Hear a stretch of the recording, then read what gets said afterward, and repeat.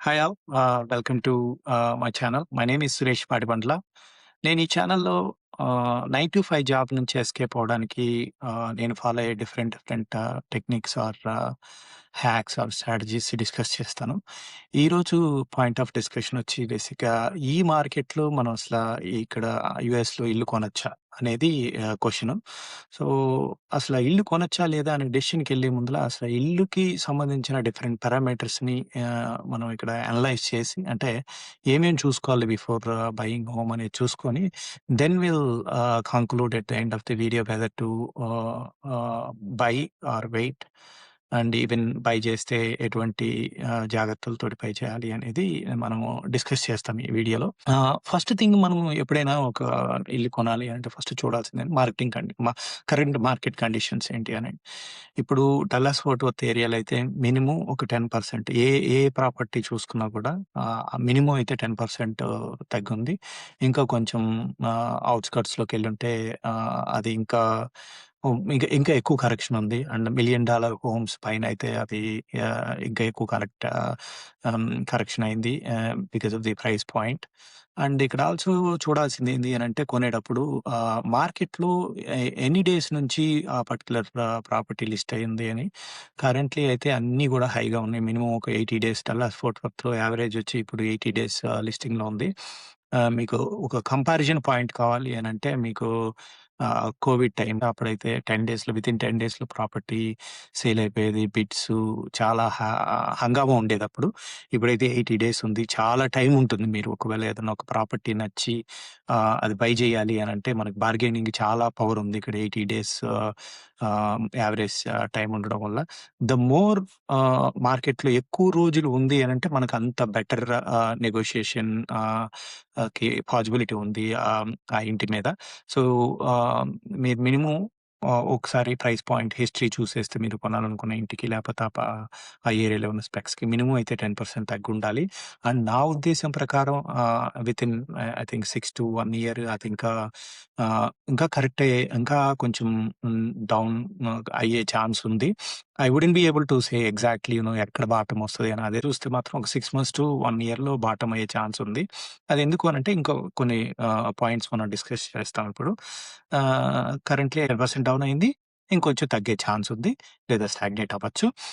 Next aspect ఇక్కడ చూసుకోవాల్సింది ఏంటంటే ఇంట్రెస్ట్ రేట్లు. ఇంట్రెస్ట్ రేట్లనేది చాలా deciding factor for real estate at any point. ఎందుకంటే మనము మాక్స్ ఒక 20-25% డౌన్ పేమెంట్ చేస్తాం. మిగతా అంతా ఫైనాన్స్‌లో ఎళ్తాం కాబట్టి ఆ ఫ్యాక్టర్ అనేది చాలా బిగ్ పార్ట్ ఉంటుంది. ఆ డెసిషన్‌కి గాని లేకపోతే మన ఎబిలిటీకి గాని దానికి సంబంధించి ఇంట్రెస్ట్ రేట్లు. కరెంట్‌లీ అయితే interest rate higher 5 close to 6 ఆ రేంజ్‌లోనే based upon your score and all. Next 6 months to 1 ఇయర్‌లో డెఫినిట్‌గా లోవర్ 5కి వచ్చే ఛాన్సెస్ ఉన్నాయి. అండ్ ప్రాబబ్లీ ఈ మంత్‌లోనే ఒక ఇంట్రెస్ట్ రేట్ కట్ ఎక్స్‌పెక్ట్ చేయొచ్చు మార్కెట్ ఎక్స్‌పర్ట్స్ ప్రకారం. ఇయర్‌లో at least I'm expecting to see this end of the ఇయర్‌కి లోవర్ 5లో ఉంటది అనిపిస్తుంది.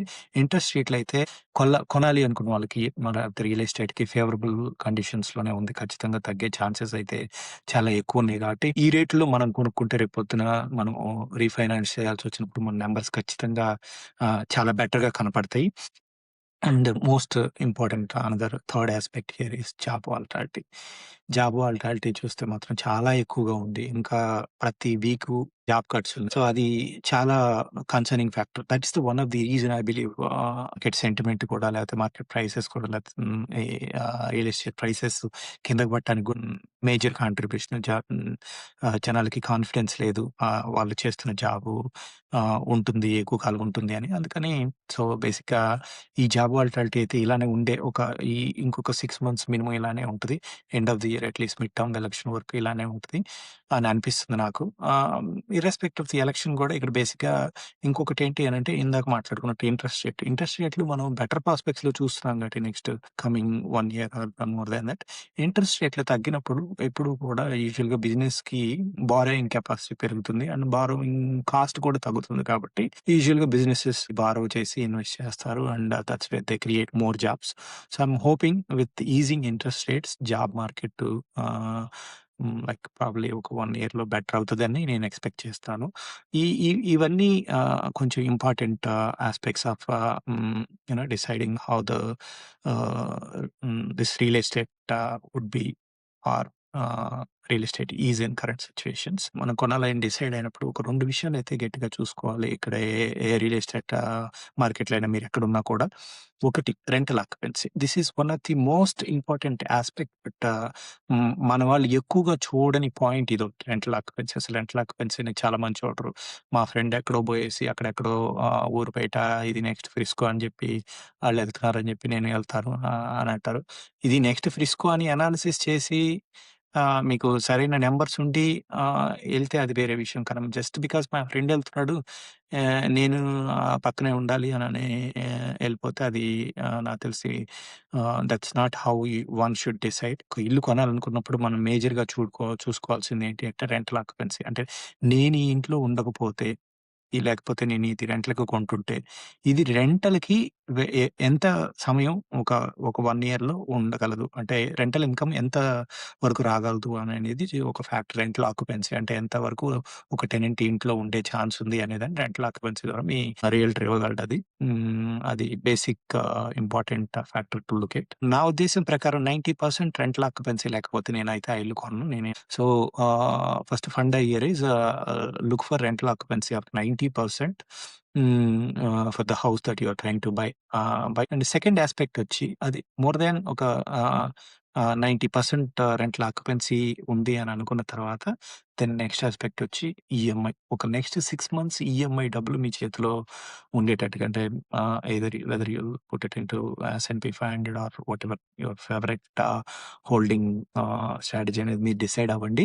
బట్ అట్‌లీస్ట్ ఒక 6 మంత్స్‌కి సరిపోయే పేమెంట్స్ ఒక ఎమర్జెన్సీ ఫండ్‌లో అయినా గానీ, ఒక సోర్స్‌లో పెట్టుకొని మీరు ప్రిపేర్ అయితే మాత్రం I think you are better positioned and you'll be I would say అది చాలా good preparation to proceed with the decision అని నేను అనుకుంటాను. ఈ ఈ 2 యాస్పెక్ట్స్ చూసుకున్న తర్వాత అసలు మేజర్‌లీ క్వెషన్ ఏంటంటే ఇక్కడ నేను రెంటల్ కొనాలా? ప్రైమరీ కొనాలా? అని ఉంటది. ఆ విషయాన్ని నేను నా ప్రీవియస్ వీడియోలో ఎక్కువ ఇన్ డెప్త్‌గా ఎక్స్‌ప్లెయిన్ చేశాను. బట్ నా ఉద్దేశం ప్రకారం అయితే if I have to make the decision current situations నేనైతే ప్రైమరీ హోమ్ కొనను ఇప్పుడు. రెంటల్ అయితే కొంటాను. రెంట్‌లు అయితే ఎందుకంటే ఇప్పుడు మనం ఒకవేళ ఇండియాకెళ్ళిపోవాల్సొచ్చినా కూడా ఆ రెంట్లు ఇచ్చుకోవడం చాలా ఈజీ. ఇక్కడ లైక్ మనం అమ్ముకోవాలన్నా కూడా చాలా ఈజీ. మనకి ఆల్రెడీ రెంట్ ఎవరో కడుతున్నప్పుడు అమ్ముకోవాల్సిన అవసరం లేదు. ఒకవేళ మనకి లేదు నేను అమ్ముకోవాలనుకుంటున్నా కూడా ఆ రెంటల్ ఆక్యుపైడ్‌గా ఉన్నా లేకపోతే రెంటబుల్ ఆహ్, ఆహ్, ప్లేస్‌లో ఉన్నా కూడా మనకి అమ్ముకోవడం ఈజీ అవుతది. కాబట్టి రెంట్‌లయితే తీసుకోవచ్చు. ఎందుకంటే అది మనకి అసెట్ అంటే మనకి ఇన్‌కమ్ ఇచ్చే సోర్స్ కాబట్టి ఐ వుడ్ సే రెంటల్ అయితే ఇది రైట్ టైమే. ఎందుకంటే given the price already there is a good decent correction. Interest rates better అయ్యే ప్రాస్పెక్ట్స్ ఉంది. ఈరోజు కొనుక్కుంటే రేపొద్దున రీఫైనాన్స్ చేసుకుంటే మనకొచ్చే క్యాష్ ఫ్లో ఇంకా బెటర్‌గా అవుతుంది. ఈ యాస్పెక్ట్స్ ప్రకారం అయితే రెంట్‌లు అయితే కొనుక్కోమంటాను. ప్రైమరీ అయితే నేను ఐ వుడెంట్ సజెస్ట్ వెయిట్ చేయమనే చెప్తాను. ఎందుకు అనంటే ఇప్పుడున్న కరెంట్ సిట్యుయేషన్స్‌కి ఏ రోజు జాబ్ పోతదో తెలీదు. ఒక 60 డేస్‌లో జాబ్ చూసుకోవాలి. లేకపోతే ఎళ్ళిపోవాల్సొస్తే మనము అప్పుడు చాలా ఎమోషనల్ సిట్యుయేషన్‌లో ఉంటాం. ఆ రోజు ఇది ఒక టఫ్ అవ్వకూడదు. అండ్ మోరోవర్ ఇల్లు కొన్న తర్వాత మనం ఒక లాంగ్ టర్మ్ హోల్డ్ చేయకపోతే మన క్లోజింగ్ కాస్ట్‌లోనే 6% లూజ్ అవుతాము. సో, మీరు కొన్న ఒక 500కి ఇల్లు కొంటే 6 ఇంటూ 5 30,000 మనకి within like if you have to sell in 6 months to 1 year you lose that 30,000 irrespective of the price point. So, అందుకని నేనేమంటానంటే ఇప్పుడున్న జాబ్ సిట్యుయేషన్స్‌కి మేబీ మీకు ఇంకో సిటీలో జాబ్ రావచ్చు. వెళ్ళిపోవాల్సొస్తది. అది రెంటబుల్ సిట్యుయేషన్‌లో ఉంటే అంటే రెంటల్ ఆక్యుపెన్సీ ఎక్కువగా ఉన్నదైతే రెంట్‌కిచ్చేసి ఫాస్ట్‌గా వెళ్ళిపోవచ్చు కానీ బట్ ప్రైమరీ కోసం కొనే పనైతే మీరు ఒక 6 months to 1 year job market improve అయ్యేదాకా కొంచెం వెయిట్ చేయమని చెప్తాను. లేదు స్టిల్ నాకు ప్రైమరీ కొనుక్కోవాలని మీకు అనుకుంటుంటే మాత్రం మీరు హౌస్ హ్యాకింగ్ అని ఒక కాన్సెప్ట్ ఉంది. దాంట్లో ఏం చేస్తారా అంటే ఒక ఓనర్ ఇల్లు కొనుక్కొని ఒక చిన్న చిన్న house I will start with చిన్న హౌసు. మీరు ఒక కపుల్ ఆఫ్ బెడ్‌రూమ్స్‌లో ఉంటా. ఏ బెడ్‌రూమ్ ఆర్ 2 బెడ్‌రూమ్స్‌ని ఇంకొకరితోటి షేర్ చేసుకొని ఏమవుద్దంటే వాళ్ళు పే చేసే అమౌంట్స్ మనకి ఈఎంఐలో కవర్ అవుతది కాబట్టి, మనం కొంచెం బెటర్ పొజిషన్‌గా ఉంటాము. So, I would say if you have to buy a primary at least do with house hacking strategy. ఇది కూడా చేయలేను అంటే probably I would say hold on to it. When you're doing house hacking ensure మీ HOA rules అన్నీ చూసుకొని, అది allow చేస్తది అని అనుకుంటేనే చేసుకోండి. అండ్ కొనేటప్పుడు కూడా మేజర్‌గా మనోళ్ళు ఏం చేస్తారంటే ఆ బాటం కొ చ చల కొంతమందిని చూసాను నేను.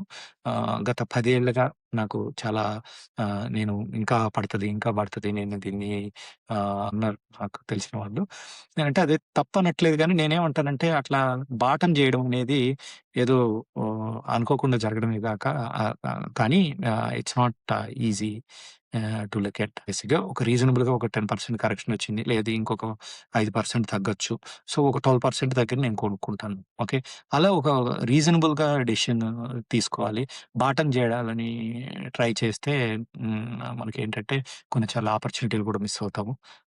అండ్ ఒకసారి ఆపర్చునిటీ మిస్ అయినాక ఆ ప్రైస్‌లు పెరిగిన తర్వాత మనకు ఆ పాయింట్‌లో కొనాలనిపించదు మళ్ళీ. సో, ఇంకా హోల్డ్ చేస్తూ ఉంటాం. సో, ఓవరాల్‌గా నా నా సజెషన్ అయితే క్లియర్ నో ఫర్ ప్రైమరీ. నేను వెయిట్ చేయమని చెప్తాను. లేదు చేయాల్సొస్తే హౌస్ హ్యాకింగ్ అంటాను. రెంటల్ ప్రాపర్టీ అయితే ఇప్పుడున్న మార్కెట్ కండిషన్స్‌కి మీరు ఈరోజు కొనుక్కోగలిగితే మీ దగ్గర నేను చెప్పిన రెంటల్ ఆక్యుపెన్సీ చూసుకొని, ఆ ఈఎంఐ చూసుకొని కొనుక్కోగలిగితే మాత్రం మీరు ఖచ్చితంగా డౌన్ ద లైన్ వచ్చే ఇంట్రెస్ట్ రేట్ల వల్ల మీరు రీఫైనాన్స్ చేసినప్పుడు ఇంకా బెటర్‌గా ఉంది. అది ఖచ్చితంగా మంచి డెసిషన్ అవుతుందని నేను అనుకుంటున్నాను. Thanks for listening to me. ఇది నా ఒపీనియన్. మీరేమనుకుంటున్నారో ప్లీజ్ కామెంట్ యువర్ ఒపీనియన్.